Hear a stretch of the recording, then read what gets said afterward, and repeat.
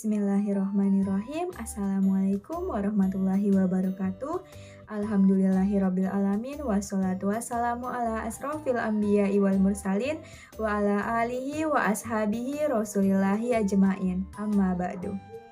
Sebelumnya, yang sama-sama kami hormati Ibu Apoteker Mira Febrina, Magister Sains, selaku guru pengampu mata kuliah Anatomi Fisiologi Manusia 1.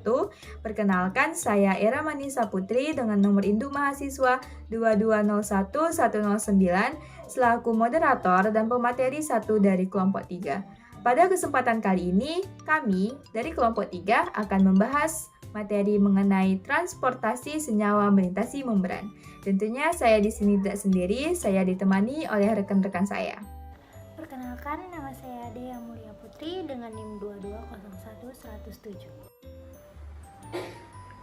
Assalamualaikum warahmatullahi wabarakatuh. Perkenalkan, nama saya Firda Aulia dengan NIM 220111112. Assalamualaikum warahmatullahi wabarakatuh. Nama saya Faisal Sasono. NIM saya 2201111. Saya Putri Salwa dengan NIM 2201129. Saya Waratul Farida dengan NIM 2201143. Assalamualaikum warahmatullahi wabarakatuh. Perkenalkan, nama saya Windia Wulandari dengan NIM 2201144. Assalamualaikum warahmatullahi wabarakatuh. Perkenalkan, nama saya Selvira Manutami dengan NIM 2201146. Apa sih membran sel atau membran plasma?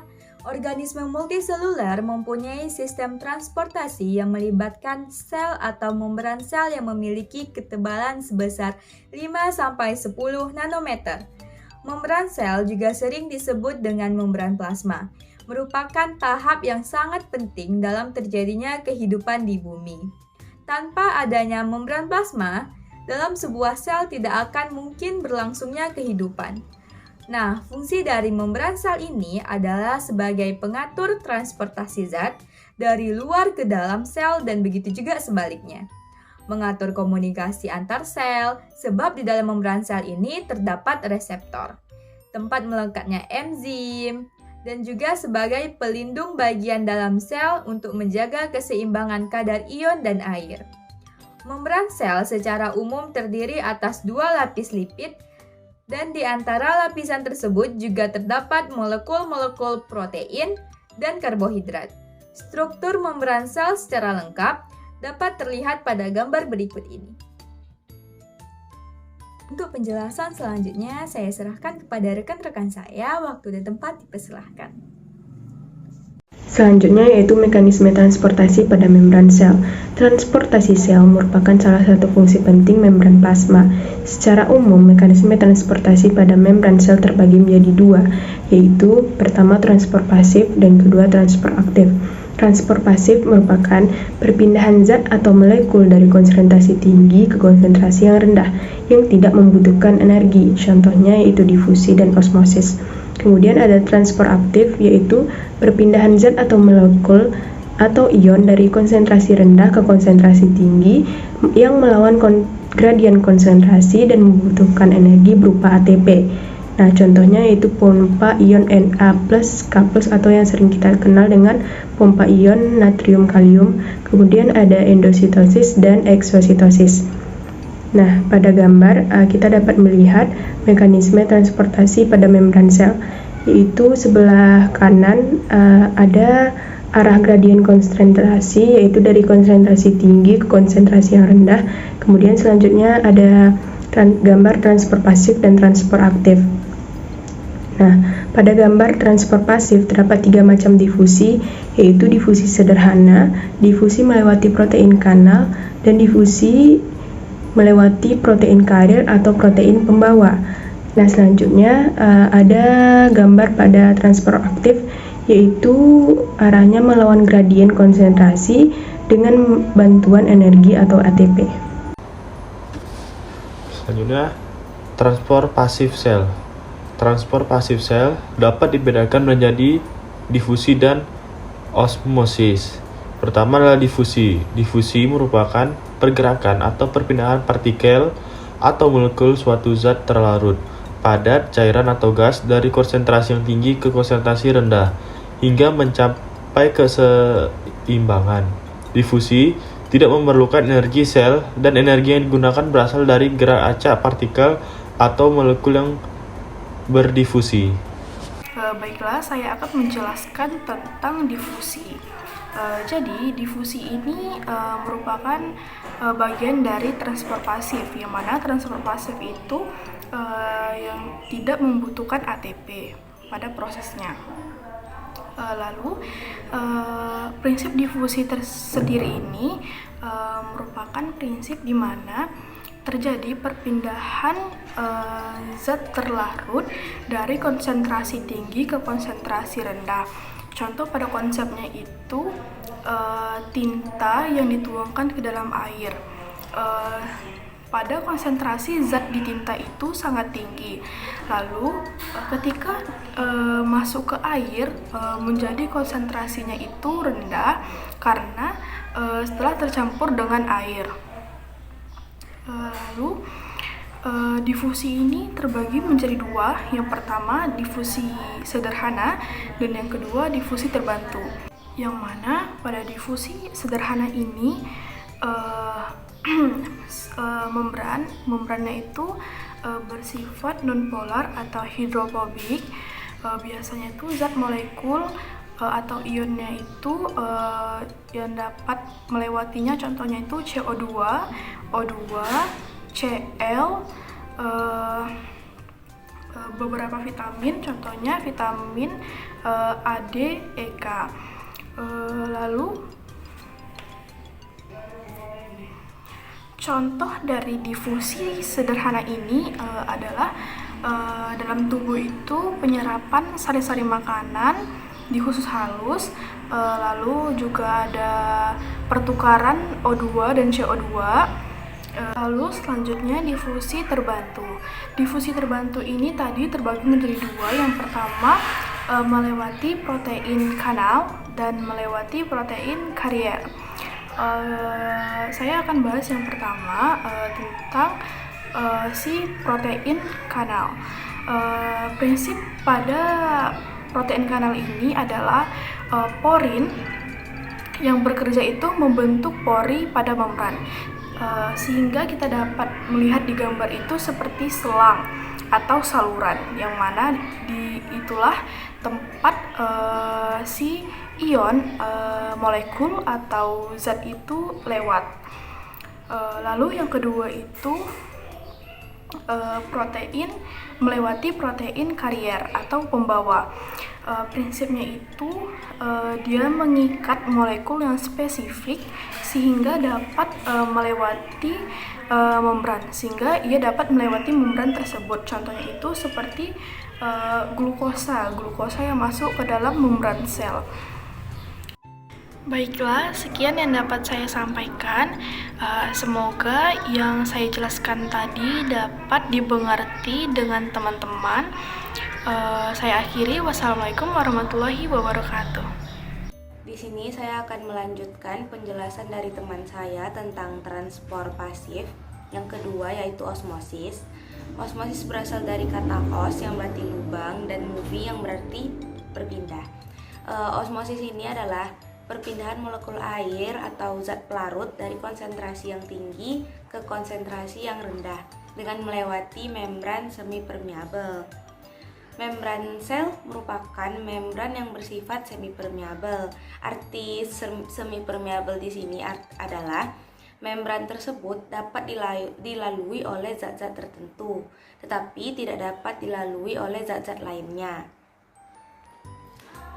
Contoh dari peristiwa osmosis yang bisa teman-teman lihat di slide yaitu ada dua larutan gula, larutan A dan larutan B yang berbeda konsentrasinya. Nah, larutan ini dipisahkan oleh membran berpori yang permeabel terhadap air, tetapi tidak permeabel terhadap zat terlarutnya yaitu gula.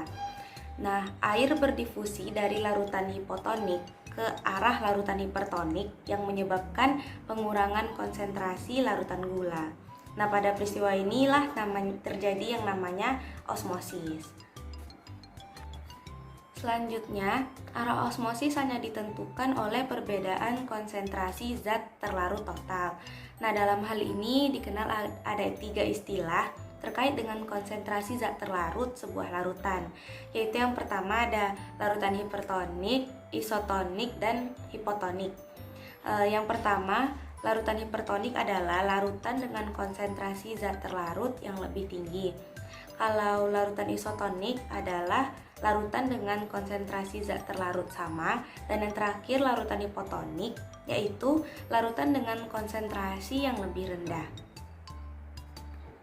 Nah, teman-teman, ada kalanya proses osmosis ini dapat membahayakan sel, yaitu terjadi pada sel yang mempunyai sitoplasma pekat.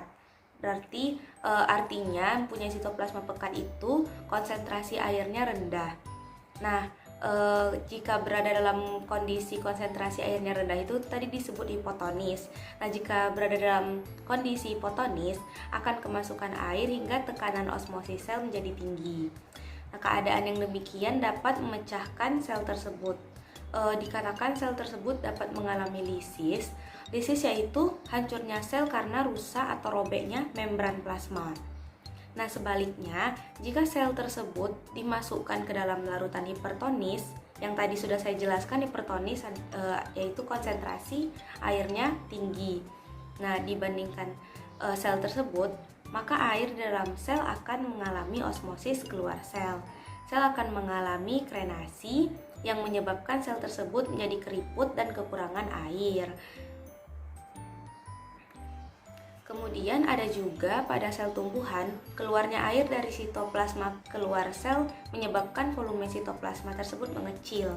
Akibatnya, membran plasma akan terlepas dari dinding sel.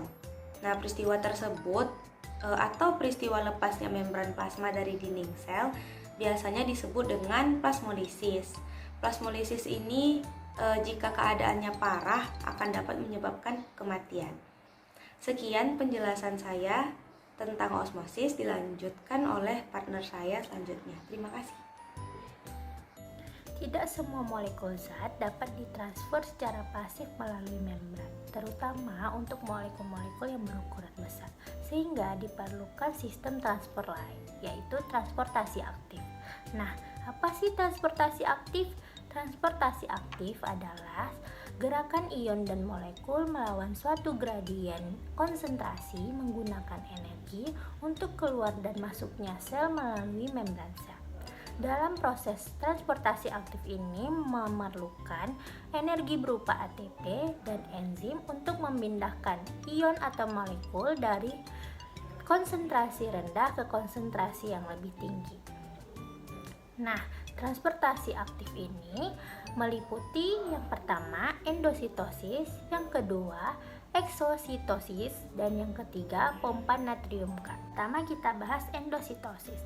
Endositosis adalah perpindahan molekul dari luar ke dalam sel dengan cara membentuk vasikula baru dari membran plasma.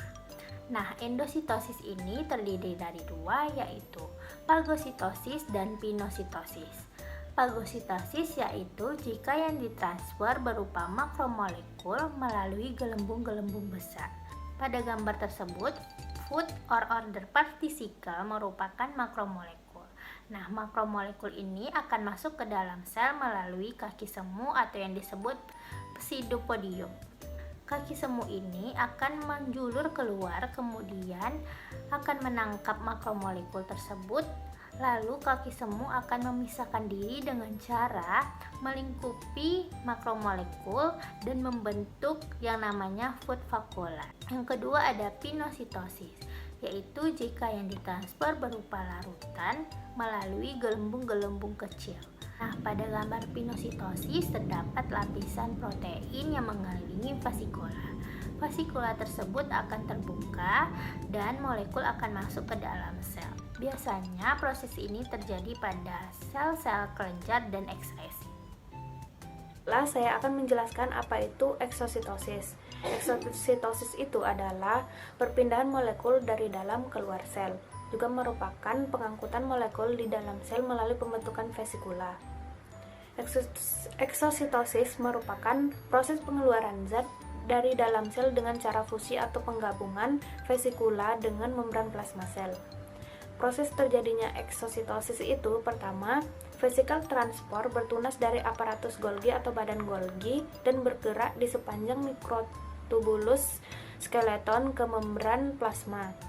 Saat membran plasma dan vesikula bertemu, molekul-molekul lipid akan menyusun ulang lapisan baru sehingga kedua membran menjadi bergabung dan kandungan vesikel akan tumpah keluar.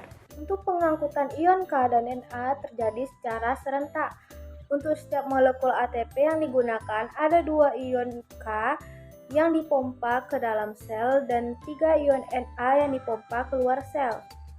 Jadi kesimpulan dari materi mekanisme transportasi pada sel yaitu transportasi sel merupakan suatu fungsi penting bagi membran sel. Transportasi pada membran sel terbagi menjadi 2, yaitu ada transport pasif yang merupakan perpindahan zat dari konsentrasi tinggi ke konsentrasi rendah tanpa memerlukan energi. Contohnya yaitu yang pertama ada difusi. Difusi terbagi lagi menjadi 3, yaitu ada difusi sederhana, difusi melewati protein kanal, dan difusi melewati protein pembawa. Dan yang contoh kedua ada osmosis. Selanjutnya ada transport aktif yang merupakan perpindahan zat dari konsentrasi rendah ke konsentrasi tinggi yang memerlukan energi berupa ATP. Contohnya yaitu pompa ion NaK. Ada endositosis yang merupakan proses pemasukan zat ke dalam sel dengan cara fagositosis dan pinositosis. Dan yang terakhir contohnya ada eksositosis. Dan yang terakhir itu ada pompa ion NaK yang merupakan pengangkutan Na+ keluar sel dan pemasukan ion K+ ke dalam sel dengan bantuan energi berupa ATP.